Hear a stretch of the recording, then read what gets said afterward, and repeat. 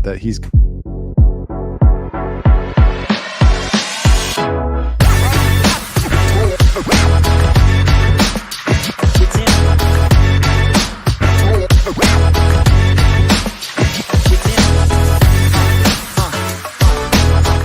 What does it just mean, Michael? It means what? That he's just he could have been commenting on before it started because YouTube has the episode there. Oh, and he could have just been a comment. But Charles, did you see his comment? Yes. He said that I would win the BCM fight. Wait, who said that? That's the dumbest thing I've ever heard in my life. You're lanky ass bitch. Oh, he said that. He said it because it's your brother. Yeah, you got reached. Why, Searle, did you hear what we were talking about before the show started? You're a slow ogre. Oh boy. That. He said that I got reach and I'm sneaky strong. Where is he saying this? I don't see any. He said that on last week's show. Michael, we're live. Bring us in, buddy. I realize that we're live, but we're addressing the comments. Welcome to the BCM Podcast. I am today's host, Michael Searle. See, stronger than he looks. That's right. Oh, he's as weak as he looks. So I'm here with my great friend Charles Blain and the guy I put up with, Brad Swail, at the bottom. How are you guys doing today? Yeah, it sounds like I'm talking to my dad. It's great. It's this Friday before Election Day. The weather's nice. I know. I'm feeling right. It's the last episode before we have Election Day. This weather, man, it fucking sucks. I hate it. I wish it was cold or at least just normal. Maybe a little bit warm would be fine. But all the fucking Austin City Council people are going to use this. Oh, it's so warm in October. We have to pass a $2 billion climate bond. Fuck you. God, political ramifications of the weather is really annoying. I have to think about the political ramifications of everything. And now I have to think about the political ramifications of weather. The weather is a social construct. Yeah, it is. And who constructs it, Charles? Socials. Who constructs the weather? So they say. Good point. Chemtrails. I'm pretty sure that Marjorie Taylor Greene has an opinion or two about that. Yep. It's about Brian Searle's lucky. I love the snow. Yeah, you do. Yeah. Well, we got a lot to talk about today since we're coming into Election Day on Tuesday. We're actually going to tell you what we think is going to happen on Tuesday. We made predictions in the beginning of the year. The only person in the running to be right is Sir Charles Blain. What did Charles guess? Trump. Okay. Trump. He did. So I'm going to be right, and you guys are going to owe me $700 a piece. That was the bet. $750 actually. Was it? Yeah. And then we're going to talk about a bunch of newspapers decided to not endorse in this election. We're going to talk about whether that's good or bad. And then there's some UFO news. Charlie Kirk saw a UFO. Trump and Rogan talked about it. So we're going to talk about the Trump Rogan podcast. I know it's a week late, but I think there's some pieces in there that are interesting that we want to talk about. And before we get to those topics, I still got hats, the BCM hats, these beautiful black hats with the logo on the front. I don't even have a hat. If you go on Twitter and you share this show, we'll send you a hat. You just got to DM me did you send me mine? Yours is in the mail. I think it just got there. I just got a notification that I just got a package delivered. Go get it and put it on. I'm just kidding. I'm not home, but He can't because he lives in an apartment complex. So getting the mail is kind of an ordeal. And it takes a long time. And so he probably only does it like once every couple of weeks because it's a pain in the ass. Yeah, that's true. But if you retweet the show and share it with your friends on the Twitter, we will send you a hat free of charge. So do it. Charles, you're not staying in an apartment the past couple of weeks. How does it feel to have a front and backyard? Pretty good, huh? Nah. Oh my God. Shut up. You're a loser. I want to be in an 8-floor walk up. Ugh, God, sounds awful. Ugh, why do people like that? Anyhow. Walk-ups? Yeah. Some of us are more active than others and we like exercise. Michael, take it away. Yeah. So before we get to the election predictions, I just was wondering how you guys are smelling today. Are you smelling a little like garbage? Yeah. I always smell like garbage. I don't. No. Something tells me you do.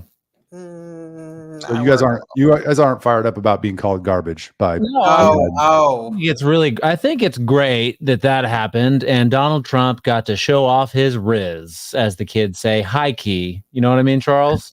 Showed off that riz. He took the high road. Kamala Harris was. Kept talking about how she was taking the high road. You know, we don't talk like that in this country. Whatever the fuck she said, trying to play it cool. Why she couldn't just say like, I don't agree with Joe Biden. I don't know why he said that. And also, he's not from the home state of Puerto Rico, Delaware, like he said. The country's not garbage. It would have been easy to say, but they kept saying she was taking the high road. Donald Trump took the high road and owned it and had fun with it. It seemed having the good times. Yeah, that was the other interesting part about Biden's comments is he like stumbled through the whole thing and didn't make any sense, but then he called people garbage. Yeah. How mad would you be to be Kamala? Like the whole world was talking about that C-list comedian's comments, and then now Biden comes and flips the whole script, and now everybody's talking about what Biden said, and like you're having to answer for it. I would be so mad that I didn't get like a week of runway out of those comments. I'd be so mad. Yeah, part of it makes me feel like it's intentional. By who? Biden? Yeah, he hates Kamala. He's done a couple of these things. I mean, somebody did say that Biden's in that stage where it's like June. Well, I don't know when you guys got out of school, but the last month of senior year, and like it's just like nothing matters anymore. Yeah, it's going wild. Charles, I remember last week you were talking mighty big about Kamala's rally in Houston with Beyonce and Willie Nelson, and you know, you think that she's riding high because some quote unquote C-list. I don't even like Tony Hinchcliffe as a comedian very much. He's a good roaster, fine, but not my cup of tea. I don't particularly care for him one way or the other. But was she riding high? Because Beyonce didn't show up. That's the second time that they've teased Beyonce, and both times Beyonce did show up. I know, no performance. Calm down. She didn't show up to the DNC. Yes. What's up with Beyonce? Are they walking out or are they getting in fights? It looks like a fight to me. Yeah, fight. I don't know. I mean, listen, yeah, I think they misled people. I think what they did was they let the media, or they put that narrative out there and let the media run with it, and then they did that at the convention too. Right. Yeah. Right. I agree. Why do people keep falling for the Beyonce tricks? Well, I mean, in this one, Beyonce was there. She just didn't perform. So I don't think I think some people left early, but I think they still got like a little bit of their fix. But yeah, I mean, I guess that's just the hope. Cardi B is going to be at her run tonight, I think, in Minnesota. Cardi B? Mm-hmm. She going to do a striptease? No, she's going to give a speech. Well, I mean, wasn't she a stripper? Yes. Okay. I mean, I would love to see that. That would be great. Go to the rally. I think it's in Minnesota. I think I'd probably find it other places. Go on, Michael. Yeah. All right. Well, there's a lot of polls out there, so I'm not going to go through all of them. What I did was I pulled two sources, Nate Silver and RCP, Real Clear Politics Average. And here's where we're at as of right now. So RCP has Trump winning the popular vote, and then winning in all swing states except Michigan and Wisconsin. So that would be winning Nevada, winning Arizona, winning North Carolina, winning Georgia, winning Pennsylvania. And I think that's it. And that would put him at 287 electoral votes to win, and Harris at 251. So then I pulled Nate Harris's latest article, and he has the same thing, except for what? Nate Silver or Nate Harris? Did I say Nate Harris? Nate Silver. Yeah, who's Nate Harris? Nate Silver has Harris up in the popular vote by 1.1. Kamala's father. But he has the same electoral map. Harris winning Michigan and Wisconsin, Trump winning the rest, giving Trump 287 electoral votes. And then the latest at Polymarket has Trump at a 62% chance to win. Brad, do you agree with that map? What you got? I made a map. Me too. I made a map. Did you make a map, Charles? Mm-hmm. Yeah. Right now, here's my map. I got 295 for Trump. I think that she's going to win Pennsylvania. Okay. And I didn't do the toss-ups and leaning and all this. I just did red or blue, right? Yep. I think this is going to be pretty accurate. Dumb Colorado, right there in the middle. How do you elect Lauren Boebert, that little lady, and then vote for Harris? You know what I mean? New Mexico, huh? I think he's going to get New Mexico. I've heard stories. Let's just put it that way. I've heard stories. No, of course, Northeast is a lost cause. I think she'll get Georgia. I think this is accurate. 295. That seems reasonable, right? Yeah. If after describing Nate Harris and his polls, and then you see mine, if I'm more accurate, can I become a pollster? Yes. All right. Because he's not even a pollster. He just gets the polls and then gives them weight and comes up with a guess. So if you're more accurate, although New Mexico. Yeah, New Mexico. Come on. Have you never heard of Roswell? Stranger things have happened. Am I right, guys? Yep. All right, Charles, what do you got?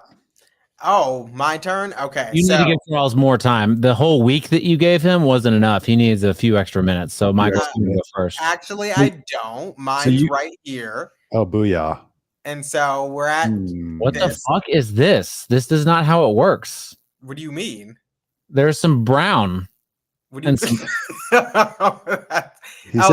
those are the toss-ups. You don't toss up. You win or lose. But what's interesting is even without the toss-ups, without moving your toss-ups, you had Trump over 270. He didn't actually do any of this, Michael. He just pulled it up. That was the default map. No, it isn't the default. You can go look at the default. That was the default map. No, it's not. Oh, I love it. You have Trump winning New Hampshire.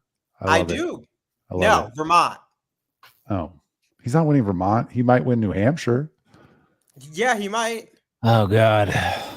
Come on, guys. So we don't know what's going to happen. Tuesday's going to be very telling. Wait, hold on. Go back to your map. Yeah, you got Trump with like 385 electoral votes. Go back to your map. Go back to your map. No. Go back to your map, please. Oh my God, you're so annoying. Go I back. don't even know how to go back to the map. Yes, you do. You own StreamYard, basically. Let's see this. Come on. I'm gonna have to. I'm gonna lean in. All right. So you've been shopping for some outerwear jackets, some zero sugar cranberry juice for some reason. And what is that? Aldi? What are you shopping for? Oh, okay. Are you in the market for some jackets? I have been looking at some Todd Snyder jackets, but that's neither here nor there. Todd Snyder? Yeah, Todd Snyder. Okay. That's pretty close to what I have. And see? He's got Trump with 287 with the leans, and then a couple toss-up states if Wisconsin goes, and then Trump's gonna be at 297 if it goes Harris's way. Nevada is a toss-up. That's 6 electoral votes. The latest polling. I think anything can happen. You can't ride the wave unless you have your surfboard out. Honestly. Yep, that's right. What? Come on, Brad. Michael, where's your map? I'm gonna share it right now. I'm waiting for you, Michael. Hurry up. Yeah. Well. Okay, so now that the goofballs are out of the way, let's get to it. Let's get to a serious map. Ugh, that's not it. That's not my map. I was gonna say this isn't the map you said. I mean, the website you said does. Yeah, that's RCP. Man, I'm good at this sharing screen thing. It's really I've got all these. I've got all these tabs open. Okay, it's challenging because the button says share screen, and it's really not clear what that does. Mm-hmm. That's pretty clear. Yeah, I'm not very smart. Okay. Here's my map. I've got Trump at 297, winning Nevada, winning Wisconsin, winning PA, winning North Carolina. I only have her winning Michigan. Wow. Who do you have winning Hawaii? Oh, her. Hawaii. How do we determine the winner? What do you mean? I mean, between us three, you dum-dum, not the winner of the election. I was gonna say. We're gonna find out on Tuesday. But is it the person who gets closest in electoral votes? Yeah. Okay, I did 295. You got 297. That's a close one. What'd you say, Charles? 287. I have 287. Oh God, this is gonna be a tight race. Ooh. Wait, what do you have, Brad? 295. Yeah, you didn't really think that one through doing 295 because you can only get never mind, 295, 296. Are we doing Price is Right rules? Like if you're over, it doesn't count? No, closest. Okay, closest. Michael, you have, let's see, where's North Carolina? You have, North Carolina's red. Okay. I thought about doing North Carolina blue, but I changed my mind. The latest polls. I'm curious what's going to happen if that governor thing is playing a role. I mean, all of the polling in North Carolina shows Stein up by 15. Oh, really? Yeah, it's pretty much a bloodbath. What about Robinson? favorite of the show, Robert Robertson. No, he's not Robert Robertson. Mark Robinson. Oh my god, that guy is fucking awesome. I hope he wins. He's so cool. He should write a book. I'm excited to see which one of us pulls it out. I mean, I think Tuesday is going to be a pretty historic day. We're seeing Republicans surge left and right. So I've not heard that before. You can't catch the fish unless you cast your net. So what is with you and your idioms today? What the fuck is happening? So you think Tuesday is going to be a historic day? I've not heard that before. Is that of your own making? It's a historic election. Is it the election of our lifetime, Charles? I didn't say of our lifetime. Could you be more normal? Do you not think it's going to be historic? Every election is historic, man. That's true. You know, Tim Walz being the most progressive VP candidate ever. I think it has to be historic, you know, one way or the other.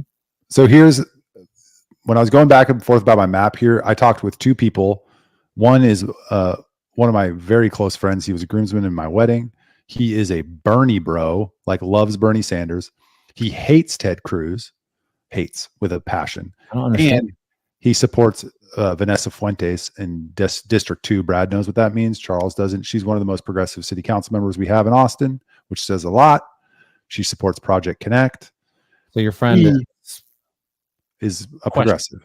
Questionable. He told me he's voting for Trump. Okay. He said no. He said he said a lot, but if I can break it down, he's like, I don't like her. She has no substance and she doesn't say anything.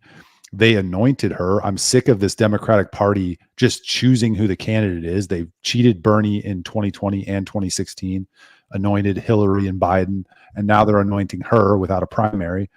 And he's like, I just care about who's going to make the economy good. He's a small business owner. He's like, I just care about who's going to make the economy good. Like, I don't care about all this other stuff they're screaming about, Nazis and Hitler, and I'm just not interested in it. I'm concerned about women's rights, but it's not a high priority as the economy. So that's my first anecdote. Well, maybe he's not as progressive as he thinks. And I mean that as a compliment. Yeah. Is this man of the Caucasian persuasion? Yes. Oh, so he just doesn't want to vote for a black woman. Or an Indian woman. Probably it. And then I read this week that she's 25% black. Like her dad is maybe like half black. Right? Like where did you read that? On conservativetreehouse.net? It was a kitschy little website called the Daily Stormer.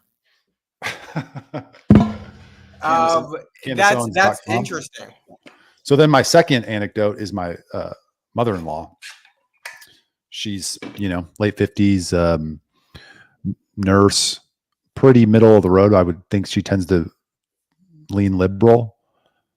I don't think she's voting for Kamala. I don't want to out her here, but maybe you're ready to. Yeah, I did. Sorry. Nurses are our heroes. And so true. You should really listen to them. And honestly, here's the thing. I think there are a lot of people who you would expect to maybe be voting Democratic this time around who just aren't. And there is this real strong dislike, distrust, whatever you want to call it, with Kamala. And I think that's why they're leaning so heavily in the celebrity aspect of it. Not that they wouldn't do that anyway, but because there is just this weird innate distrust. And I don't know what it is. I don't know if it's because I don't know. I don't know what it is. I mean, she also has flip-flopped on a lot of issues and just has never been. You don't know why people don't trust Kamala Harris? As opposed to like any other politics. Like, I've never seen a level of distrust of a candidate of a major party's presidential candidate as her. And it's been like that for a while. I mean, they just like, she lies, she goes back and forth. People don't think she's strong. I just don't understand what the root cause of a lot of that is. I don't know what it is. I'm not saying it's because she's black. I don't know. It's something else, obviously. I feel like there's probably, I mean, I guess it depends on what side of the aisle you're on, right? But the amount of distrust for Donald Trump, like since 2016, basically, has been through the roof. But you don't have. He lies more than any other presidential candidate ever, and you say, well, they all lie, but his lies are more substantial. What are you talking about? But I'm talking about from the party. Like there are Republicans who are like, I can never vote for him, but there are a lot more Democrats who are like, I don't trust her and I can't vote for her, and I don't know why that is. That's what I'm saying. Because I know she's lying. Because she doesn't believe anything. And I think that's probably what it is. I don't know what the reason is, but that sounds like it is, because it is very empty when we hear things that she talks about, and she flip flops just by the way the wind's blowing. So that's probably what it is. Charles, you sound like you just fell out of a coconut tree. What do y'all think about this Chiron that popped up on a ABC affiliate in Pennsylvania, having Harris winning by 5% with 100% reporting? Did y'all see this? It was a Formula One race last weekend. They were probably just testing. Why? That's their official answer. And like, this is what I think about. Oh, they were just testing. You run Chirons all the time. What are you testing? Like, for why the Super Bowl for news channels? This is the Super Bowl. You don't. Number one, go ahead, Michael, please. There's an easy way to solve this. Write those numbers down. That's too many numbers, man. That's 7 numbers. I don't think I can write that many.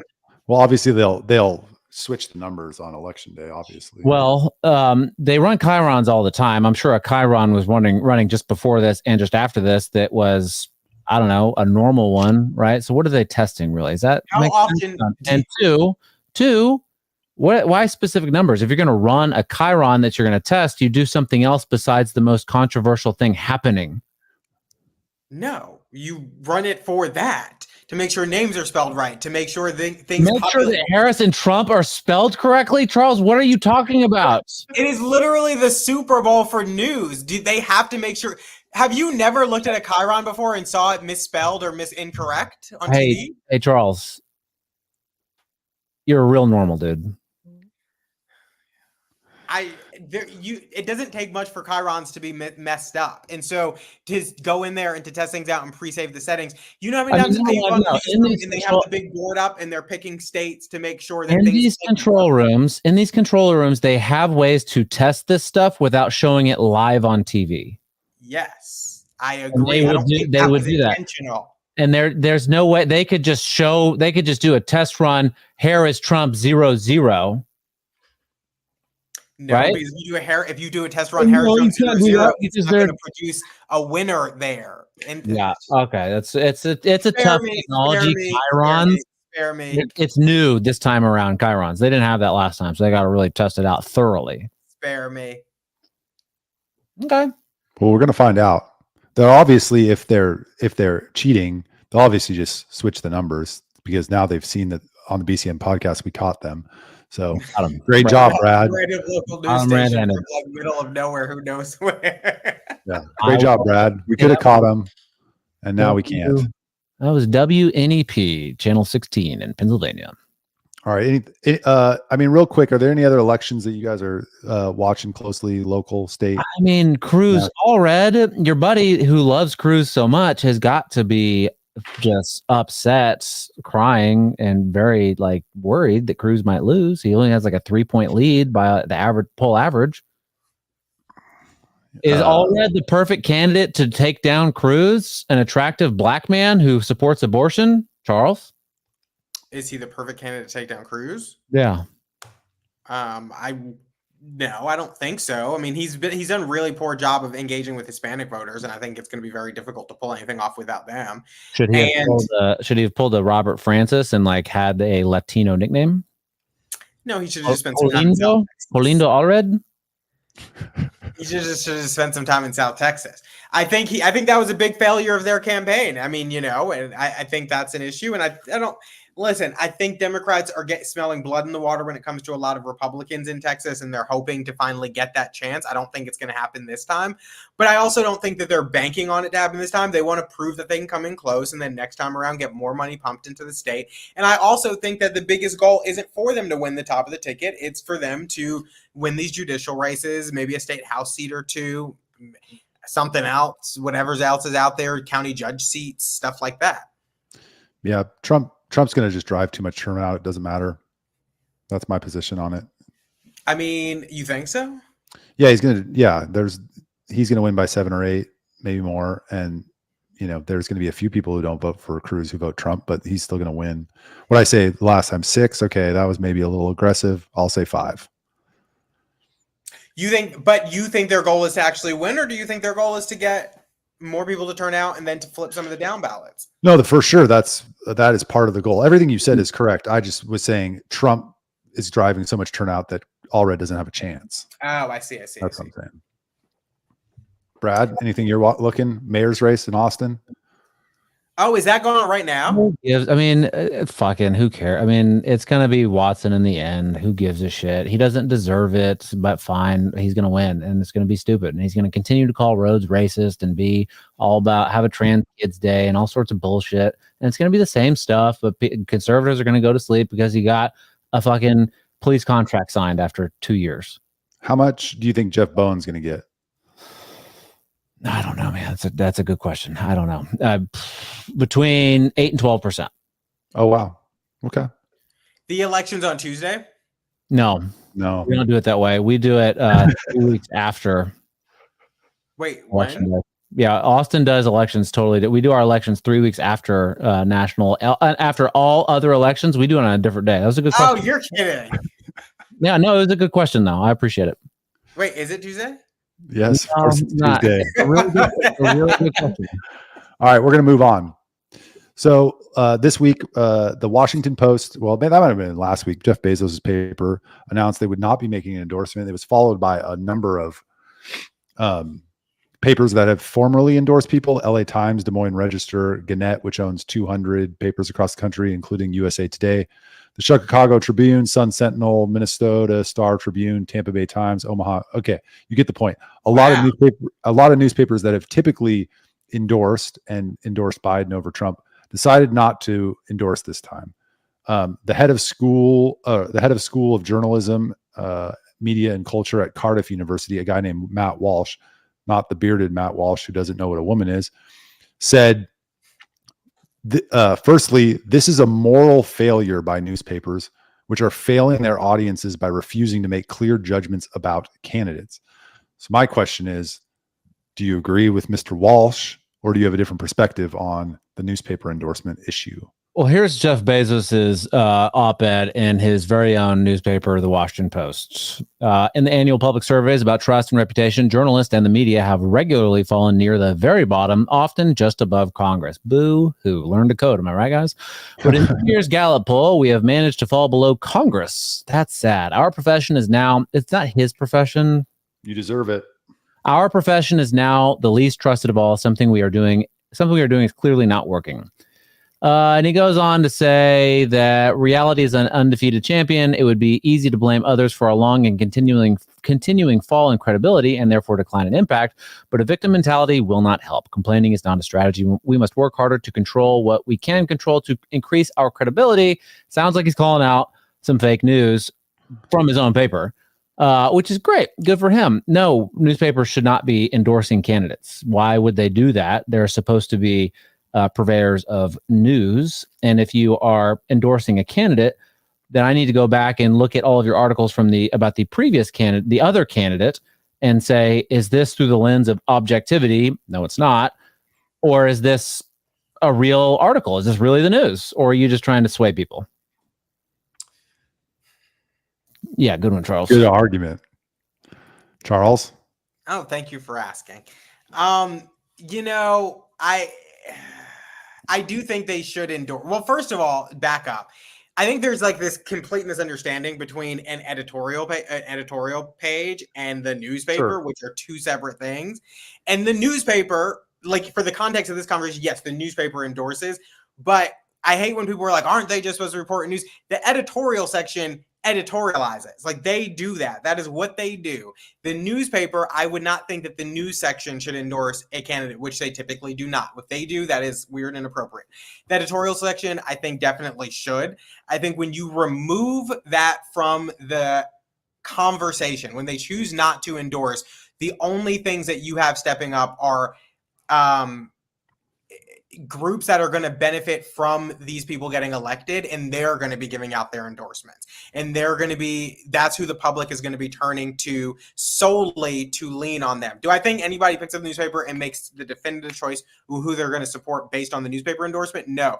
But generally speaking, I think newspaper editorial sections should, and then lay out the reasons why, because typically if you don't have that, like say the New York Times decided they weren't going to endorse in the mayor's race, now you're just going to have industry groups that are going to benefit from contracts in the mayor's office endorsing. And Yeah. Huh? They already do that. Yeah, but you're not going to have any sort of unbiased arbiter there. That's solely. Why do you think the New York Times is an unbiased arbiter? I'm unbiased arbiter in the sense that they're going to endorse not because they're getting any sort of direct payment or something from it, and they're going to give reasons for it. And in the New York mayor's race, yeah, I do think that would be an unbiased arbiter. And in the national election, no, probably not. Well, the endorsements matter a lot more down ticket, I think. The Austin Chronicle, as an example, has probably a significant impact on the local electorate and who votes. But to the core of the question, I mean, their approval rating has nothing to do with whether or not they endorse. It has to do with all they do is lie. Right? Washington Post doesn't have credibility, not because they endorse or don't endorse. It's because half of their stories are bullshit. So why don't they focus on that? Now, the question of whether or not they should endorse, I'm kind of with Brad on this one. I don't care what a newspaper editorial board thinks should be president or not. Like, they can do that in their private lives. However, there is this little thing called the First Amendment and freedom of the press. So they can do whatever the heck they want. I think it makes them look bad. It creates conditions where it's impossible for them to be unbiased. If they're endorsing a candidate, they're going to cover the story because the editorial board has editorial direction over the newspaper. So if they're endorsing a candidate, they're going to have bias in their reporting on that candidate versus its opponent. So it creates a bias because they're endorsing. So I don't think they should do it because it impacts their news coverage. However, they certainly have a right to do it or not. Yeah, no one's saying they don't have a right. I just think they shouldn't. Yeah, no, I'm with you. Charles disagrees because I don't see the problem. I don't see the problem. You don't see a problem with an editorial board endorsing and then setting the editorial direction for the newspaper. But the editorial board sets the direction for the editorial section of the newspaper. Not of like your regular local reporters. They have no impact on the coverage? No, it's like, I mean, listen, it's supposed to be a firewall between the editorial section and the news. Do they obscure that? And I mean, they work in the same building, of course, they obscure it. But the way it's supposed to operate is that the editorial board oversees opinions and editorials. That's solely what they do. And then you have the newspaper section, which operates completely independent of those. And those reporters are responsive to their editors. And then, the CEO and the publisher and all that. But the editorial board is solely supposed to direct the direction of the editorial page and opinion pages. Now, again, it's the real world. They work in the same building. That doesn't mean they're going to go and have coffee chat and encourage somebody to do something differently. I completely accept that that's a reality. And the problem? I don't think so. I mean, because you shouldn't be reading a newspaper blindly anyway. You should be reading it with a little bit of skepticism. You're talking about like the regular American electorate. I mean, I guess this probably happens all over the world. Don't get me wrong. They're going to be reading. One, they're going to be reading. Probably not. Two, if they're reading the newspaper, they're reading it blindly. That's fine. Unfortunately, a lot of people do that, but that's not what you should do. People look at everything blindly. People look at people's political commercials blindly and say, oh, this person just said they're going to cut taxes. Okay, they're going to cut taxes. So at a certain point, it's up to the citizen to be Kamala Harris will end price gouging. Do not tell me otherwise. You fucking bigot. Thanks for bringing up this topic, Michael. Just because she's not fully, just because she's half Indian, you don't think that she can do things, Charles? You asshole. I think if the newspapers are going to attempt to restore credibility, which they're not, but they're saying that that's what they're going to do, they should remove politics from the paper entirely, and this would be one of those steps. But they're not going to. So, well, Jeff Bezos said that he's going to hire more conservative editors at the Washington Post. Sure, he is. I mean, sure, he's not going to endorse in 2026 or 2028. I'm sure that, who knows what's going to happen. I'm just telling you what he said he's going to do. Yeah, they're going to do that. All the papers are, because they're recognizing that they're losing readers because they're not offering any sort of alternative opinion. And so they're going to, by the market forces, start hiring more conservative writers. They might not be everyone's cup of tea conservative, and they may be spanning all over the spectrum, but they're going to have to if they're going to stay competitive, if they want to get competitive again. I think it's over for them, but good luck with that.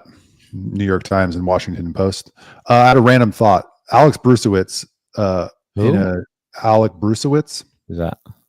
He's like a Trump guy, young Twitter guy, campaign stuff. I think he does digital marketing, but I don't exactly know. But he said in a clip of, I think it's Tucker's new series on Trump, he said Kamala Harris is the best looking vice president we've ever had. Do you agree? That Kamala Harris is the best looking vice president? Yeah. Well, I mean, I guess by regular standards. I mean, she's the only female. Trump said he'd take Dick Cheney. Did he really? I mean, that's interesting. I don't know. I'm sure there's some hunks back in the day, right? No? Okay. Good combo, guys. Okay. On a roll. I just had an ADD moment and thought of it. Okay, we're gonna move on. John C. Calhoun, he's a looker. John C. Calhoun. What year was that? 1850? No, it was before that. It was John C. Calhoun. He was, where'd he go? 1782 to 1850 was his life. Oh, I was right. 1825 is when he took office. Right. Who was president in 1825, Charles? Grover Cleveland. I have no idea. Grover Cleveland. Spirit. I know. Oh, who's hello? Hello. All right, we're gonna move. You guys ready to move on? Yes. Anytime, bud. Okay. All right, we're gonna go to Joe Rogan and Donald Trump. The full episode has 42 million views on YouTube alone. I don't know what it has on Spotify or the other ones. Can you find that information? Anyways, it got watched a whole bunch of times, and that's despite Google and YouTube not demonetizing it, but when people were searching for it, it was like way down in the search results, and it still got 42 million views. Did you guys listen to it? And do you have any general thoughts? And then I want to play it the last hour. Okay. Then I want to play like 2 clips that I want to get you guys' reaction to, but interested to hear what you thought of the podcast in general. Who was home, Charles? Who came over? Nobody. Was it the milkman? The UPS. Okay, yeah. Wait, are we talking about Joe Rogan and JD Vance? Was it a male delivery guy or a female delivery person? I didn't open the door. They just left the package outside. Okay. Sometimes they're cute. Sometimes they're what? Cute. Sometimes the female delivery drivers are cute. My dog about scared one off. She ran away from the gate, and my dog's not large. It was the smaller dog yesterday. It's pretty funny. You had dogs? 2 dogs. Trump and Rogan. Charles, did you watch it or no? No. I saw clips. And JD Vance and Joe Rogan had a podcast too, apparently. They did. Apparently it wasn't as newsworthy. I saw clips of Joe Rogan and the president. I don't know. I heard it was good. Brad? Commentary. No, I thought I was entertained by. I was impressed by the. It's Donald Trump. He is a politician, and is he right about everything? Certainly not. But the wide array of topics that they discussed was pretty impressive, and Trump had something to say on all of them. When they got into talking about UFC, I was kind of like, just shut the fuck up. Like, who gives a fuck about this? That's boring. I don't know why anybody cares about that. But fine, it's not my cup of tea. Perhaps it's yours, and that's okay. But he had some funny moments being a whale psychologist, one of them. Yeah.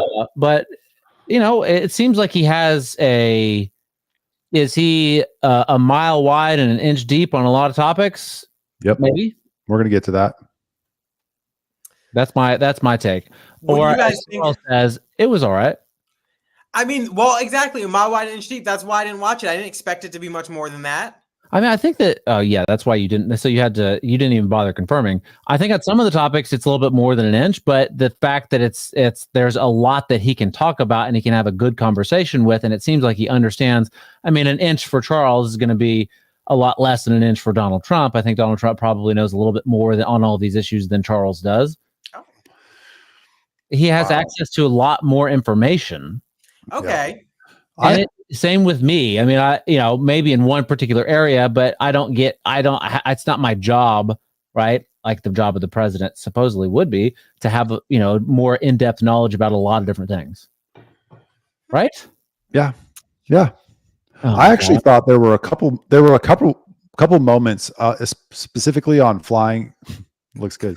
Specifically on flying into, I think it was Iraq, and the second one on his decision to go after ISIS, where he gave, I thought, an incredible amount of detail about how decisions were being made that you've never heard from a president ever, especially in that forum where he's just like talking about how they made decisions. And I thought that was pretty historical, because when has a president ever sat down and been like, these were the conversations we were having in the Situation Room, and like, here's what I took into account. And this is he does prattle on too much, kind of like Uncle Steve. Yeah, that's for sure. Here are the conversations I had. Here are the people that gave me good advice. Here are the people that gave me bad advice. And here's why. I just thought there was a level of detail and insight into the presidency and how they make decisions that we've never got ever in the history of the country that I found interesting. See, that is interesting. Maybe now I'll go watch it based on that recommendation. Yeah. And then second, he's funny.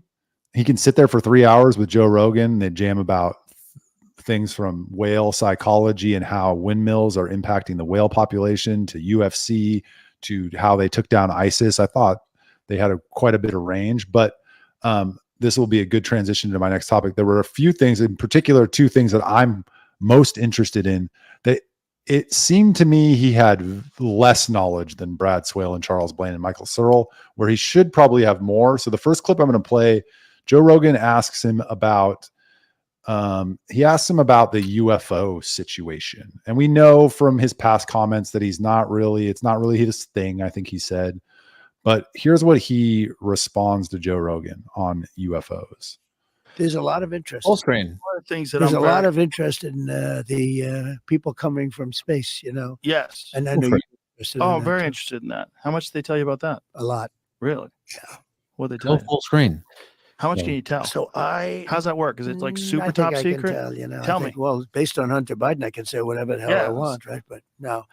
But I interviewed a few people. It's never been my thing, I have to be honest. I have never been a believer. I have people that Area 51 or whatever it is. Mhm. I think it's the number one tourist attraction in the whole country or something. Area 51 in Las Vegas. Do you know that, right? Sure. I know what it is. So, but it's a big tourist thing. So I interviewed jet pilots that say they saw something. If you saw them, you'd love to have them as I've your had a son. couple in here. Commander David Fravor. Yeah. I had him in, who had that sighting in 2004. Very, very compelling with video compelling. evidence, radar evidence. I interviewed Brian Graves. I don't believe his name, but I interviewed jet pilots that were solid people. Perfect. I mean, great pilots, great everything. And they said, we saw things, sir, that were very strange. Like a round ball, but it wasn't a comet or a meteor. It was something. And it was going 4 times faster than an F-22, which is a very fast plane, And it was round, which is in theory a great shape. So He said Okay. it's in great shape. So he kind of goes on about, that's pretty much all he had to say about it. And my takeaway was like, he didn't know what the fuck he's talking about. Like, he's the president of the United States. He says they told him a lot, but he doesn't really know much about it. So what did they actually tell him? I'm thinking not very much. Brad, did you get to that point in the podcast?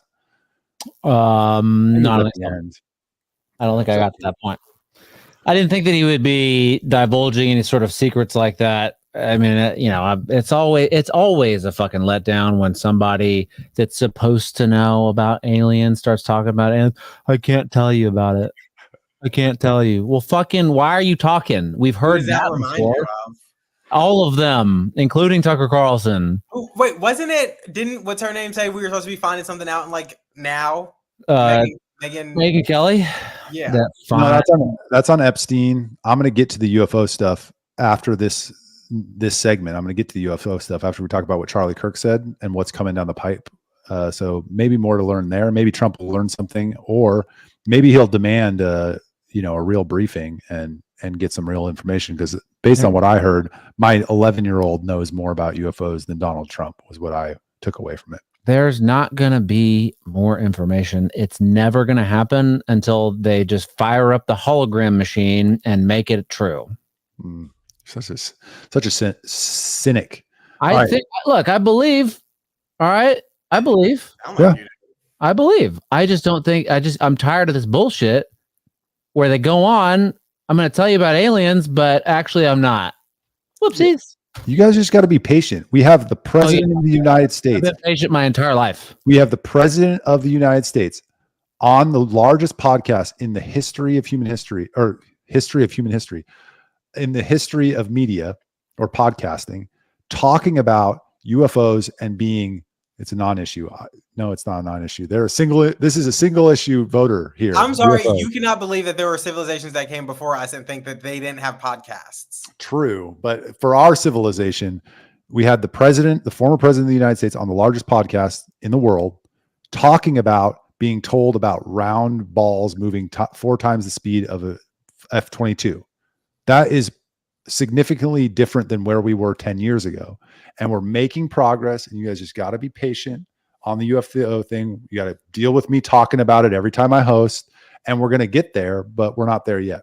Wait, Brian, when you say it's a non-issue, do you not believe they exist, or do you think it's just not, we don't even need to worry about it because we're never going to find out? What do you think? Do you think those round balls that are moving fast or something else? You know what I mean? And I just think that, Trump probably doesn't know either. They probably keep that stuff away. Didn't you guys tell me when I said he needed to release all the stuff about, I think it was JFK, you were like, they probably don't tell presidents that stuff either. They keep it. But I don't know what non-issue means. Yeah, Brian is for those that are listening after the fact, Brian's in the comments just saying the same thing. Oh, not helping. What do you mean by non-issue? Is it not important, or they don't exist? Right. That's what I'm trying to understand. I think he means it's not important. That's but probably you guys told me that. He probably says that because you think it's important, and he knows you very well. I do. You guys, where are they from? What are they? I don't know. That's what we're trying to find out. I mean, what are your intentions with my daughter? You know what I mean? Come on. But my point is, they're here to create. They're here to enhance the human race, to help us evolve, to make sure we don't kill ourselves. They're going to splice our DNA again. That's right. You heard me. We'll find out, but the government knows literally nothing except that they exist. I disagree with that. Sounds like that wouldn't be possible. You just know that they exist. You don't know anything else. You would at least know where they are. How would they know that? Maybe they just saw. How would you know that they exist without knowing where they are? Because you saw them once. Oh my God. So where did you see them? In the sky. Oh, good one, you fucking idiot. It definitely exists. Charles, you're going to say something, but I was holding this for the next segment, but we may not get to the next segment. So, Charles, did you have a comment you wanted to make? About what? I don't know. You tried to jump in there on Brad a couple times at the beginning, saying he doesn't really know stuff we had said about the JFK thing. Yeah. You guys said to me that the reason he wouldn't release stuff about JFK was because maybe they don't tell him. Maybe they don't tell him anything about this either, and he doesn't want to look dumb, so he's pretending he knows. Yeah. No, I don't think he knows anything about this, but so in the next 2 months, the UFO community, we'll call them, is making a full court press. I think their goal is, they think if Trump wins, they can force disclosure. So there's another House committee hearing led by Representative Nancy Mace that's going to be in November, and she's going to call in the government agencies to talk about what they know. They're going to say they don't know anything. And then there are 3 or 4, maybe 5 documentaries that are all being released from now until the end of the year. The first one was just released. It's called Beyond UFOs and the Unknown. It's a mini series on MGM Plus. The question that they're trying to answer is, what are they? The documentary features Jacques Vallée, Gary Nolan, Leslie Kean, Christopher Mellon. For those of you not in the UFO world, those are like pretty credible people on UFO Twitter, and it's on MGM Plus. You said correct. So nobody's going to watch it. Okay. Correct. And then There's a second one. I don't know what's coming out on it. It's also called the Beyond UFOs in the New Reality. This one is asking, what does their existence mean for humanity? This is also a series. Then Investigation Alien, a 6-part series on Netflix, is coming out. It's co-produced by George Knapp, who is the guy that Charles is laughing at me. He's the guy that broke the Bob Lazar story in the 1990s. That comes out on November 8th. You got to watch that one. And then finally, The Program, which is going to be a documentary released by James Fox, chronicling all the legislative efforts to get to the bottom of this, is coming out. I don't know that they've announced a release date, but all of this is happening now and after the election and in the lead up to this committee hearing. So they're making another push to get it. And then I think they're going to try to get Trump to reveal some things. To Brian's point, yeah, I don't know that the government knows. I think it might be in skunk works. Like it might be in private corporations. Like all this technology and what they do know is probably not in the government. It's probably in private hands because those records would not be subject to public information requests. So they moved it out of the government. I think that's totally possible. But that's what's going on with UFOs. You guys going to watch all of those? No. I just was wondering why the hell you know the entire UFO community's PR strategy for the next 6 months. It's I just piece things together. It's obvious what they're doing, right? Why release all of these around the election, all in sequence, and have it and in the lead up to a committee hearing? It's pretty straightforward. I'm not arguing. I'm just saying. I just thought it was very funny. If you want people to watch it, why is it on MGM Plus? It's not going to happen. Well, there's one on Netflix. One's going to be a documentary just released. They're shopping venues. The Investigation Alien by George Knapp is being released in 124 languages. Like it's going to be on Netflix. It's going to get 100 million people are going to watch it. Netflix, 100, no, but Netflix is different than MGM Plus, and that's fine. The only documentary we need on aliens is that one that took place in that Spanish-speaking country. Was it Panama? Brazil. Okay, Virginia. country. The guy that made Virginia, the documentary, is James Fox. He's the guy releasing the program. Charles is a Virginia. I don't think that was the name of it. Well, that's the town. Okay, then that was the one. Yeah. Alien towns. That's the only one that I think is worth watching and necessary. Anyway, I think it's really interesting that they're doing all this. More power to the UFO community. Nancy Mace was the first woman graduate of the Citadel. Great for them. I think that this is an important issue. Maybe we'll learn more. We probably won't, but it's worth a try. She's fired up. Who's fired up? Nancy Mace. I just Google Skunk Works. God, I hope she's fired up. Oof, Nancy Mace. Skunk Works is Lockheed Martin. I know that now. Okay. Anything else on UFOs? Brian says black budget projects are also not included. Private sector knows nothing unless you mean private sector as Halliburton, Boeing. Yeah, that's what I mean. All right. So another thing I'm going to play another clip from the Trump podcast, unless you guys want to go to Charlie Kirk, but I think we've beaten the alien horse to death. So I'm going to go to JFK because obviously Joe Rogan's very interested in the JFK assassination. And where the frick is this one? There it is. Obviously, no, that's not it. So obviously Joe Rogan's very interested in the JFK assassination. Trump said he was going to make RFK Jr., if he's elected, like the head of disclosing the information about JFK's assassination. So Joe Rogan asks him about it. And here is what Trump said. One of the things that I want to talk to you about is the JFK files. And one of the things that you said was that if they showed you what they showed me, this was your quote, you wouldn't want people to know it either. So I opened them up partially. I was met from good people. Good people that were well-meaning. Mike Pompeo was one of them. He's a good person. No, he's not. They called me. They said, "Sir, would rather have you not." And I did open them. But I was asked by some people not to open them. There's a Martin Luther King file too, by the way, that they'd like to see. I don't know if you know, but there is that. But JFK in particular. So they called me. A lot of good people called me. People that that you would find reasonable people. and they asked me not to do it. So I said, well, we'll close it for another time. But if I win, I'm going to open them up. I'm just going to open enough. Why didn't you open it up the first time? Because a lot of times, what was the hesitation? Addresses, people that are still living. There are people that are affected. And there could be some national security reason that that I don't have to necessarily know about, but some very good, talented people asked me not to do it. I opened it up, and then they said, would it be possible for us to do that a different day? How much of it did you read into? I think it's going to be just fine to open it. Let me put it that way. I think it's fine. It's going to be time. It's a cleansing, it's really a cleansing. So I'm going to do it. I'm going to do it immediately, almost immediately upon entering office. Well, the thing, when people look at it from the outside and you sort of imagine what could be a reason why they would not release those files, it would be there's people that were implicated in the assassination. Yeah. Well, when there are living people, you only tend not to want to do it. When people are still living people that formerly work for the government. And living people that were somehow involved in it, and you tend not to do that. But it's time to open them. I can't tell you whether or not they're going to find anything of interest. And I did partially open. I think I've opened 50%, but I was asked not to do it. And I thought that was a reasonable ask. But now I'm going to do it. I'm going to do it very soon. There's a lot of interest in it. A lot of hedging. Why did it sound like that? I think it was sped up.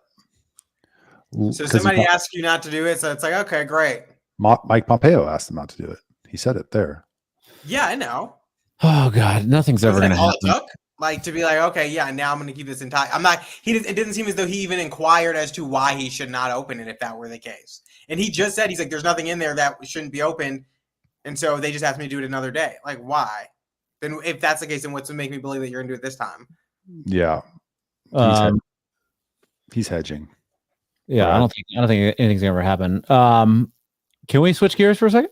Sure. Okay. The word of the year has been released. The word of the year? The word of the year by Collins Dictionary. I've never even heard of that dictionary. Oh, because you don't know what a dictionary is. Brat is the word of the year for 2024. It was a brat summer. It was a brat campaign. I know it was a brat year for me. How about you guys? Shut up.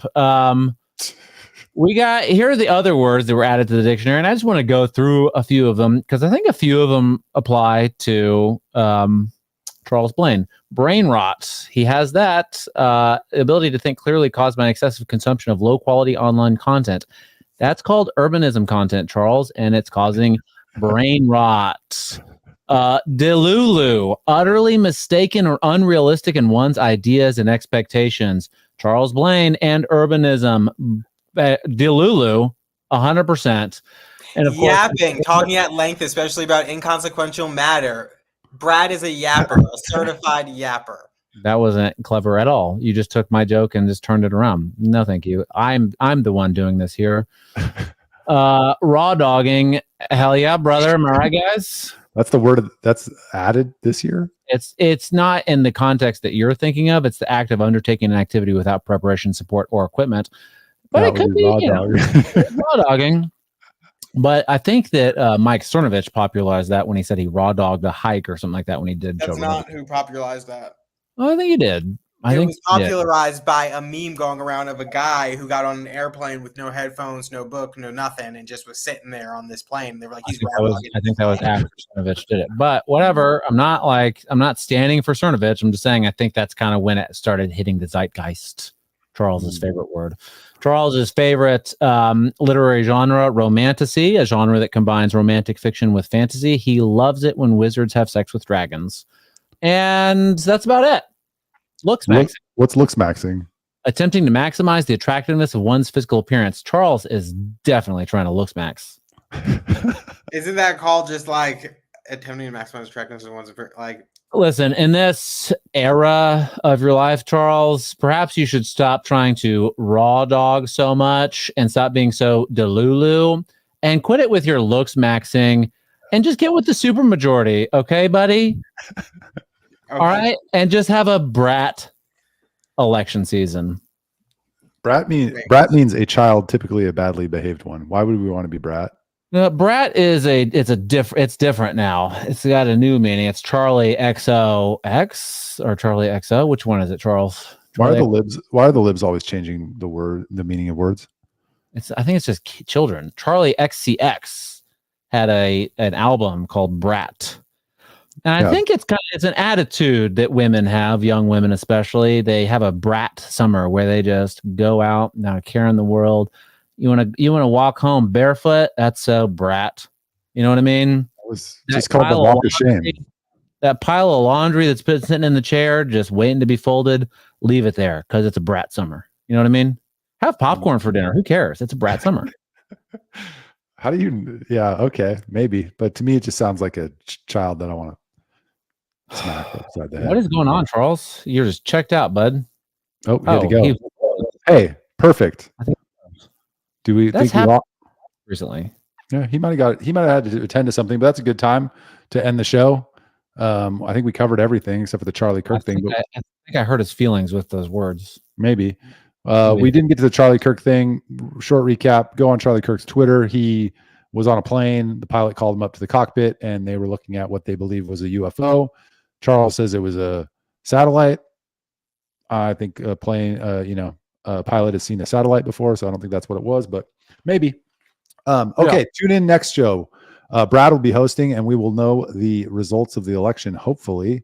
And it's going to be chaos, probably one way or another. But thank you for tuning in this week.